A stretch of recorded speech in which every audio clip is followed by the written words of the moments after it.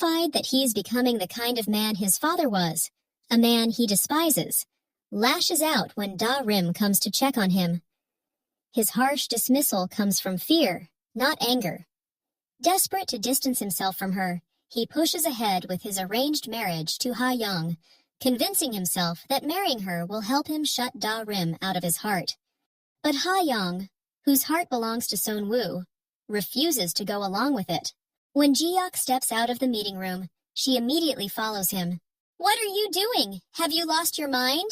she demands. His silence tells her everything.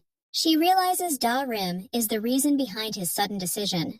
Unable to tell him the truth, Ha-Young can only express her frustration by saying he doesn't need to worry about Da-Rim. Despite this, the next day the news breaks.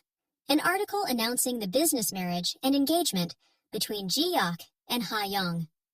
Everyone is shocked, and Da-Rim is quietly devastated. Meanwhile, Ji-Yock pretends to be unfazed. He wants Da-Rim to believe she should no longer be affected by him. The article forces Da-Rim to reset her mindset.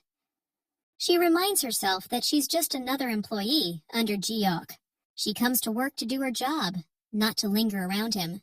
So she needs to focus, act professionally, speak professionally, and keep her emotions out of it. When she hands him the report, she does so with practiced politeness. First, she congratulates him on his engagement. Then, she apologizes for having gone to his home, clarifying that she had no other intentions. She admits that, since it may have caused a misunderstanding, the fault is hers. Ji-Yock acknowledges this and asks why she came to see him. Da-Rim presents the report, pointing out that it contains feedback from participants of the tree planting event. He flips through it and asks why there are no photos. With the same calm smile, she indicates with her pointer that the photos are attached at the very end. She continues smiling even when he glances up at her. After checking the last page, he thanks her. She simply replies that she was only doing her job. She is a professional after all. Since he has no further questions, he dismisses her. She leaves the room with perfect composure, while Ji-Yock is left speechless. Later, in the pantry, Da-Rim tries to avoid him, but accidentally breaks a glass. Ji-Yock intends to ignore her, but when he sees her reaching down to pick up the shards, he instinctively grabs her hand to stop her. For a moment, Da-Rim feels that familiar pull toward him, the same one she felt in the cave. But the moment shatters when Ji-Yock scolds her angrily. His words sting, but underneath the sharpness is worry. She is constantly on his mind, and he hates that he still cares this much.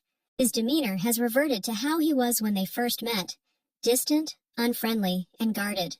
That night, when Da-Rim stumbles on her way home, she feels the absence of the man who used to be there to catch her.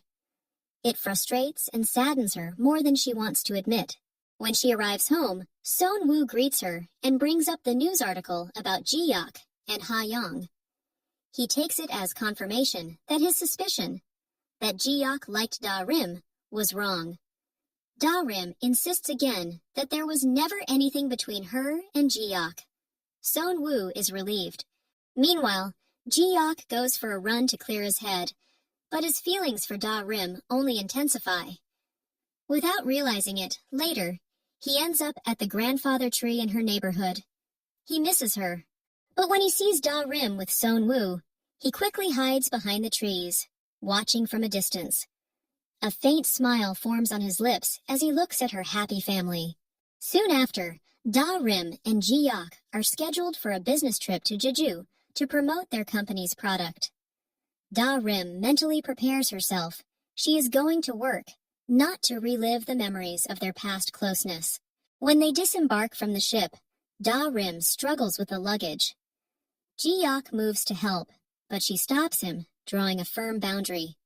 Forced to step back, he walks away, pretending not to care, even though he keeps glancing back at her with worry. After they return from Jeju, Ji-Yock visits Ha-Young, but is shocked to find Seon-woo arriving at her house late at night.